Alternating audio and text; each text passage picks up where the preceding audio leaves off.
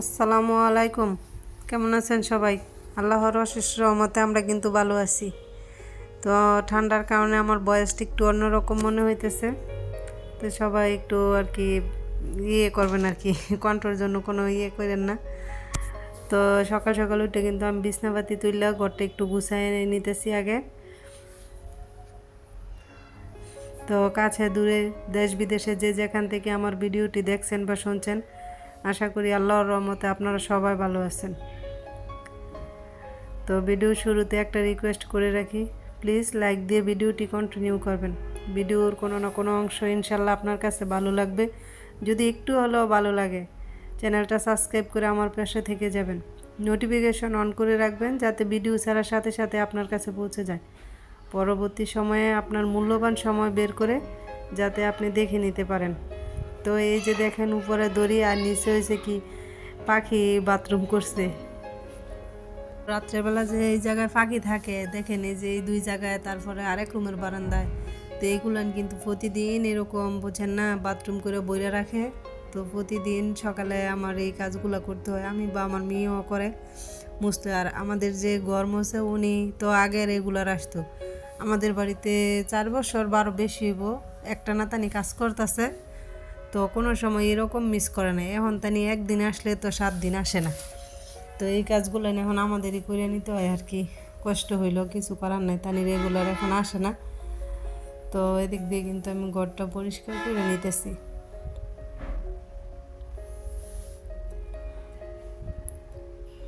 যারা আমার চ্যানেলে নতুন, চাইলে আমার চ্যানেলটি ভিজিট করে দেখতে পারেন। যদি আপনাদের কাছে এরকম লাইফস্টাইল ব্লগ ভালো লাগে, প্লিজ চ্যানেলটা সাবস্ক্রাইব করে আমার পাশে থেকে যাবেন। আর সব আপুদের ভাইয়াদের বলতাছি, যারাই আমার ভিডিওটা দেখেন না কেন, প্লিজ পুরো ভিডিওটি দেখবেন। আমি কিন্তু যার ভিডিও দেখি পুরোটাই দেখার চেষ্টা করি বা দেখি, লাইক দিয়ে পুরো ভিডিওটাই দেখি। কারণ ওয়াচিং টাইমটাও তো সবার পূরণ হইতে হইব। শুধু একটু একটা লাইক দিয়ে বা একটু কমেন্ট করে চলে গেলেন তাহলে তো হইব না। সবাই আর কি, এটা এমন একটা প্ল্যাটফর্ম বা কাজের জায়গা, এখানে কি সবার সাপোর্ট করতে হইব। এখানে কেউ একা সাপোর্টে সামনের দিকে আগায় যেতে পারবো না। তো এই যে দেখলেন ময়লাগুলেন বারান্দাতে, এগুলো কিন্তু বালু আসেনি আজকে। আমাদের বাড়ির পাশেই একটা আটার ফ্যাক্টরি আছে আর কি, ওই যে রুটি খাই যে আটা, তো ওইখান থেকে উইরে এগুলো না এসে বারান্দা একবারে বইরা থাকে। শুধু বালুর যন্ত্রণা না, আটার যন্ত্রণায়ও আছি। তো যেটা বলতেছিলাম আর কি, যে যারা ভিডিওটি দেখেন প্লিজ পুরো ভিডিওটি দেখবেন। তো আমি তো অনেক সময় যার ভিডিও দেখি সাইডে রেখে আমার কাজ থাকলে আমি করতে থাকি, যাতে করে ওয়াচিং টাইমটা আপনাদের পূরণ হয়ে যায়। তো প্লিজ সবাই পুরো ভিডিওটি দেখবেন যাতে করে আপনার আমার সবারই ওয়াচিং টাইমটা পূরণ হয়। কারণ সবারই তো এগুলোর প্রয়োজন। সবাই সবাইকে সাপোর্ট করতে হইব, পাশে থাকতে হইব, কারণ একা একা কোনো কিছু করা সম্ভব না। তো অনেক কিছুই বললাম। তো আমার কথাতে হয়তো বা ভুল ত্রুটি থাকতে পারে, সবাই ক্ষমা সুন্দর দৃষ্টিতে দেখবেন। তো কথা বলতে বলতে কিন্তু আমার ঘর গুছানো হয়ে গেছে। তো বালতি দিয়ে পানি নিয়ে আসছিলাম বারিন্দা মোছার জন্য, এসে দেখি যে গাছটার করুণ অবস্থা, একবারে শুকায় টুকায় রয়েছে। তো আমি কিন্তু আবার এদিক দিয়ে মোছামাছির কাজ শুরু করে দিছি।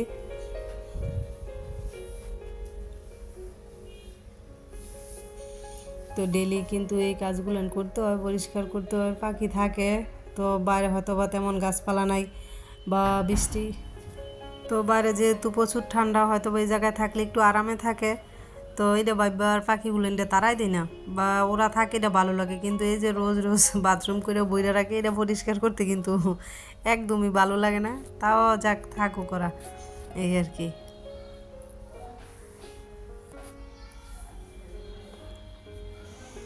জানি না কারা কারা এতক্ষণ ধরে ধৈর্য সহকারে ভিডিওটি দেখছেন, প্লিজ ভিডিওতে একটি লাইক দিয়ে যাবেন।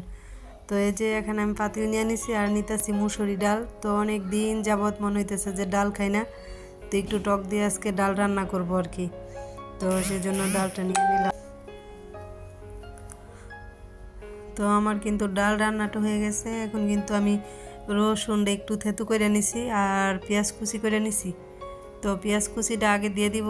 পেঁয়াজটা একটু আর কি নরম হয়ে আসলে তারপর রসুন দিয়ে দিব। রসুন আগে দিলে বা একসাথে দিলে রসুনটা আগে একটু পুড়ে যাবো আর কি।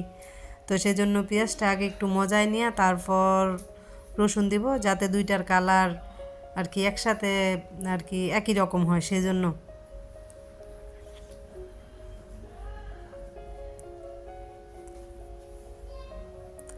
তো এখন কিন্তু আমি রসুন দিয়ে দিছি, তো দুইটার কালার কিন্তু আলাদা সেম হবে।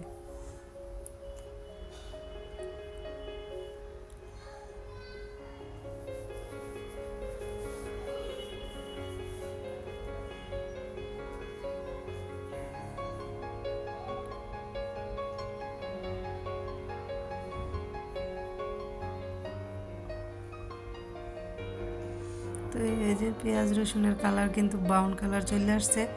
তো এখন কিন্তু আমি ডালটা আর কি ঢেলে দিব।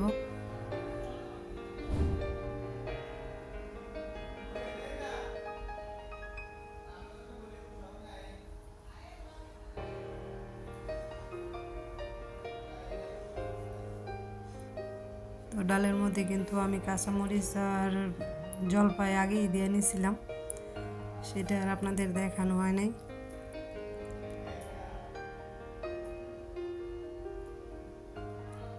তো এদিক দিয়ে কিন্তু আমি পানি গরম করে নিয়েছি, যেহেতু আমগো পরিবারের সবারই ঠান্ডা।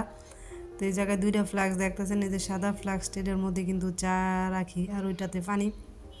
তো বড় মেয়ে যেহেতু একটু রাত জেগে পড়ে, তো একটু চা বানায় রাখলে কি হয়, রাত্রেও পড়ার টাইমে একটু ঘুমে ধরলে খাইলে নাকি আর ঘুম আসে না। তো সেই জন্য আর কি একটু চাও করে রাখি।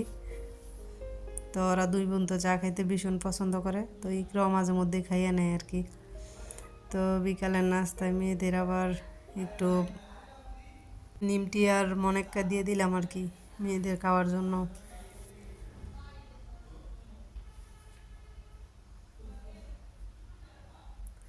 তো এদিক দিয়ে কিন্তু আমি আবার কিছু কিছু বাদামও বাজিয়ে নিছি।